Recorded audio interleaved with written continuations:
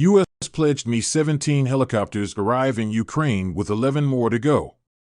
The Pentagon has delivered 5 Mi-17 helicopters to Ukraine's armed forces, but is still working on transferring 11 more of the promised aircrafts along with other military aid.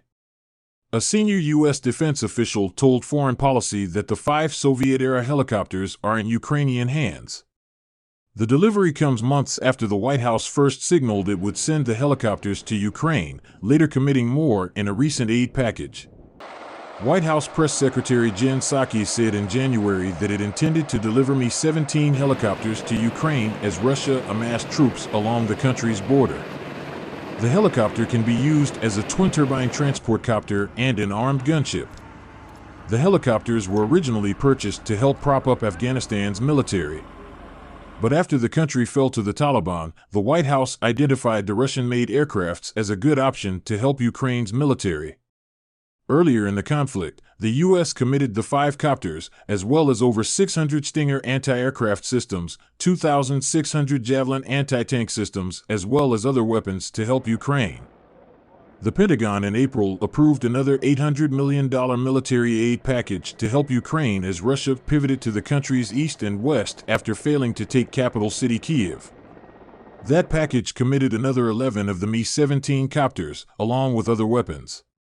We're doing the best we can to make sure that Ukraine has the capabilities it needs in the moment, right now with the fighting in the Donbass in the south, to better defend their sovereignty, Pentagon spokesman John Kirby told reporters during a briefing Monday.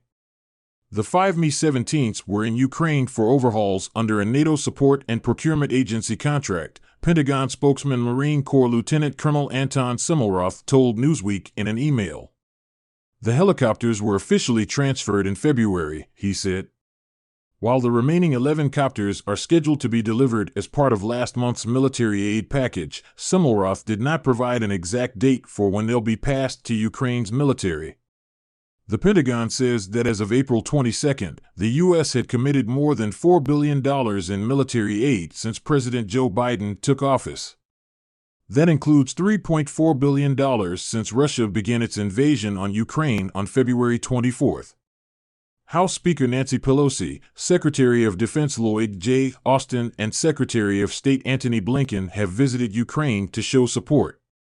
Kirby said on Monday that a majority of the 90 of its 155mm howitzer artillery weapons promised to Ukraine had been delivered. House Minority Leader Kevin McCarthy last month criticized the Biden administration for not providing weapons to Ukraine sooner. This is going to get stronger and rougher, and what really needs to happen is, Ukraine is not asking for American men and women to fight, all they're asking for is the weapons to defend themselves, McCarthy said in an interview on Fox News Sunday. If we would have taken those actions earlier instead of waiting till after Russia invaded, they probably never would have invaded had we done that sooner.